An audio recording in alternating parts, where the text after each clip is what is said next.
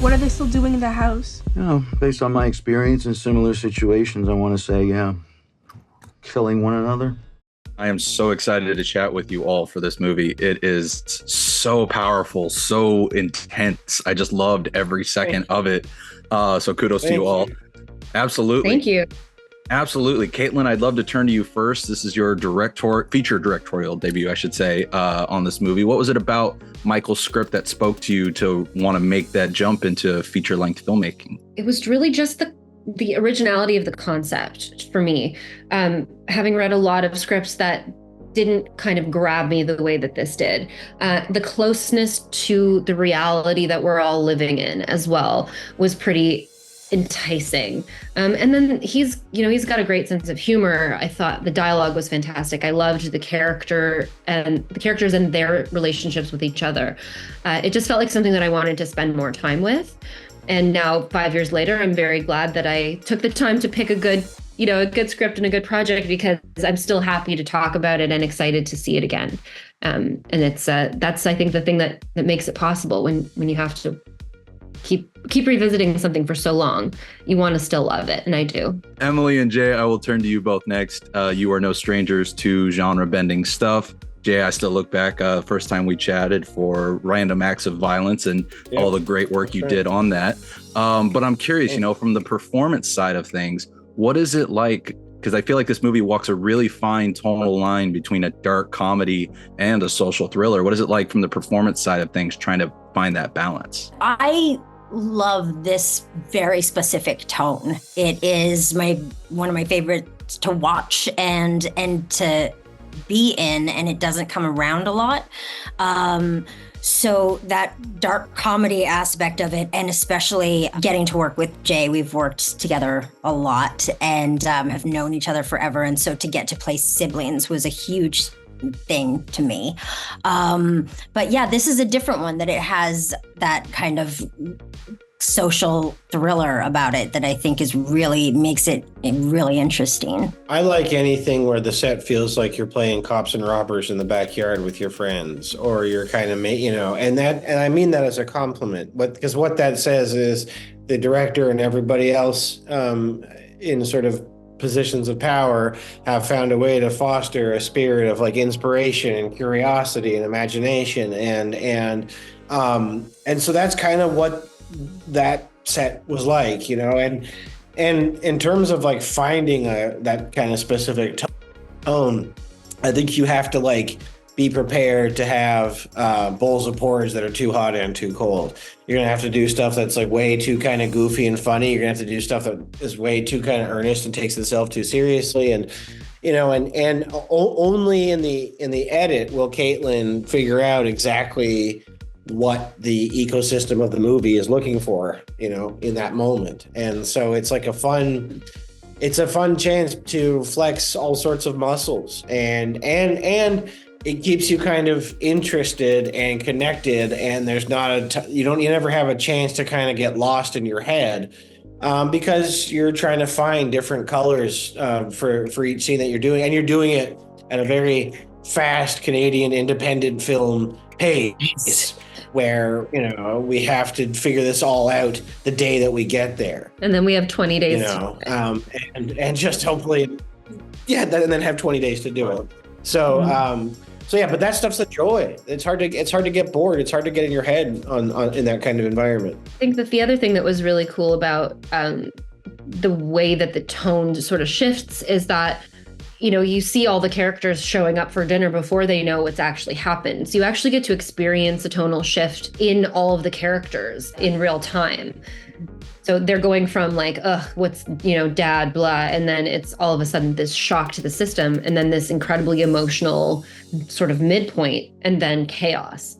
So I was enjoying watching everybody tackling these different shifts, and then still bringing in pieces of humor and pieces of earnestness to kind of create a complete character, because they do feel like very real people having these experiences. They absolutely do. And Emily and Jay, you embody them so well.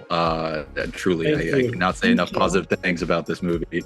Caitlin, I'd love to come back to you. The look of this movie is incredible, especially given that it's pretty much a single location story. What was it like finding the right location and really utilizing it well for, like we've been talking about, both the thriller aspects of it as well as some of the more humorous, emotional aspects? Well, so our location really needed to be somewhere that could feel like these kids grew up there, but also that it's a bit grand and over the top in a lot of ways. And so this like Gothic mansion fit the bill perfectly. You know, we re-outfitted the kitchen because the Charles' wife, Dawn, is a chef. So we had to make it feel like it's a chef's kitchen, right? So you want to make sure that those aspects are in there as well.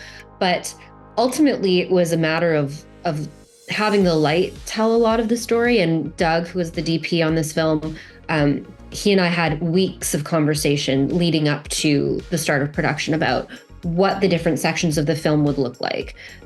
So that, you know, the daytime exterior was going to be this, you know, this crazy tone of sun. Interior had this eeriness of the sun outside is dangerous. So how do we balance the sun coming in and then the film on the windows that acts as both a barrier to the sun, but also gives the interior a bit of a different mood. And then the second half of the film is darkness. Some scenes were lit just by phones. That was something that was a lot of fun to experiment with. But I think that, I hope that the audience feels the look and the tone telling the story without it being too obvious. That was the intention anyway. Well, I really do love the way it sort of transitions between those two looks, like you said. So kudos on that. Emily and Jay, I'll come back to you. Emily, you mentioned that you've known Jay for a while now. What was it like, though, having to play siblings who, even though once the chaos erupts, they're kind of on the same team, it's still, they're very, very much at each other's throats for this entire movie? So fun. Like when Caitlin texted me and asked me to be in a movie, I said yes before I read the script. And then I read the script and it was amazing. And my next text was to Jay. And I'm like, you have to play Jared. I have been wanting to play siblings with Jay for so long. And yeah, it's the funnest to get, especially with somebody you're so comfortable with. And that is what I think siblings have. You can be the meanest. You can be just all the things to the extreme because you regress to when you were a kid. And yeah, I'd do it forever with Jay. No, same, man. It's like if I could do every movie with Emily, I would. Just an absolute joy. That much less to figure out, which means you have that much more space to like actually learn. And we've just been adding coats of paint to this relationship and this collaboration for decades, so an absolute honor every time. And what is fun about that too is going into something like this where we were both friends with Caitlin and, expected her to be a good director, but you never know. And I remember after that first day, Jay and I were in the van and we both were like, phew, thank God she's great, because it's hard when it's your friend. And but it just to have that person who you can just be, you have your safety net with, and then to find out that Caitlin was amazing was really great. Jay, I was going to turn to you next. I don't want to call your character detestable, but a lot of the things he says and does in the movie can be hard for some audiences to resonate and sympathize with. And, yes, so many of us are used to seeing you as the nice guy on screen in a lot of movies. What is it like sort of playing the antithesis to so many of your characters from throughout the years? Oh, it's just nice to finally get to be me. No, it just is like, I don't know. It's fun to just like not have to worry about being good. You just get to kind of be direct and selfish and impatient and follow every kind of self-indulgent impulse that comes to you.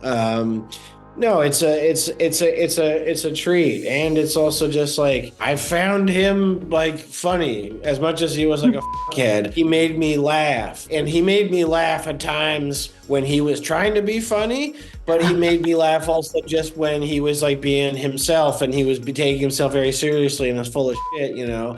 But yeah, it was just a real treat. But I'd like to direct you to a subreddit thread that Caitlin just told us about, which is yay, Jay's playing an asshole again. There's a whole group of people who like Jay as an asshole. Yeah, and they're like, oh, Jay's back playing an asshole. I'm here for it. So, this is something that presented itself as soon as the trailer came out, and it was so clear what this character was about. That's very going nuts for Jay being an asshole. So I have not seen this subreddit. I'm gonna have to look for it because I would never think of Jay as an asshole. So it's funny to see people want to see that. Before I go, my final question is also for Jay. We got a new How to Train Your Dragon movie in live action coming, a new cast of characters and everything. And I'm curious what your thoughts are on that project and what maybe your advice would be to the new cast bringing Hiccup, Astrid, and everybody else to life. Oh boy. Yeah. My friend Dean wrote and is directing that movie. So I'm just proud of and psyched for him. And he's been he's been sending me cell phone little pictures of the crazy set they built in Ireland. And I'm just thrilled because he's got big ideas and there haven't been enough. He hasn't made enough yet. And so I'm really proud that Dean gets to do his thing. And I'm think it's cool that it's crazy because I don't feel like part of a different generation. Well, that's not true. I do all the time, but I guess all the kids that were kids when the first one came out are grown up now, which is and so there's a whole bunch of little kids behind them who need their thing.